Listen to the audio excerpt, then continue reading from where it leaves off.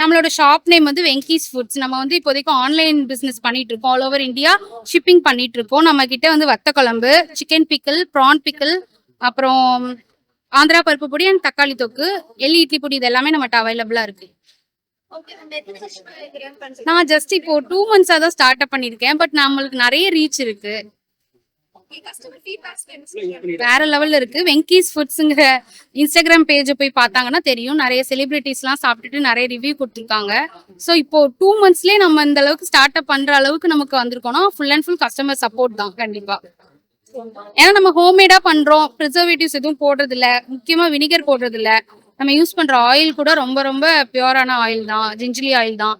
So அதனால நம்ம ஃப்ரிட்ஜில் வச்சு ஸ்டோர் பண்ணி சாப்பிட்ற மாதிரி. இப்போ நம்ம வீட்டில் குக் பண்ணது ரொம்ப நாள் வச்சு சாப்பிட முடியாது, அந்த மாதிரி ஃப்ரிட்ஜில் வச்சு கொஞ்ச நாள் சாப்பிட்டுக்கலாம். இது வந்துட்டு எங்க அக்கா வந்து ஃபாரின் கண்ட்ரில இருக்காங்க. ஸோ அவங்க இந்த மாதிரி ஃபுட்லாம் அவங்களுக்கு கிடைக்காதுல்ல. ஸோ நம்ம இங்க இருந்து நம்ம போகும்போது எடுத்துட்டு போவாங்க, ரொம்ப நாள் வச்சு சாப்பிட்ற மாதிரி எடுத்துட்டு போவாங்க. ஸோ அது அவங்களுக்கு ரொம்ப ஹெவனா இருக்கும். ஸோ இங்க இருந்து ஃபாரின் போறவங்க நிறைய பேர் நம்ம ஊர்ல இருந்து வரும்போது சாக்லேட்ஸ்லாம் வாங்கிட்டு வருவாங்கல்ல, அது மாதிரி இங்க இருந்து போறவங்க நிறைய பேர் வந்து சிங்கப்பூர், ஓமன், துபாய் இந்த மாதிரி இங்க இருந்து எடுத்துட்டு போறாங்க.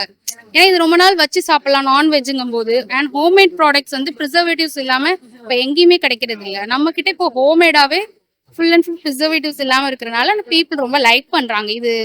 இது வந்து முக்கியமா பிரெக்னென்ட் உமன் வந்து நிறைய வாங்குறாங்க கிரேவிங்ல.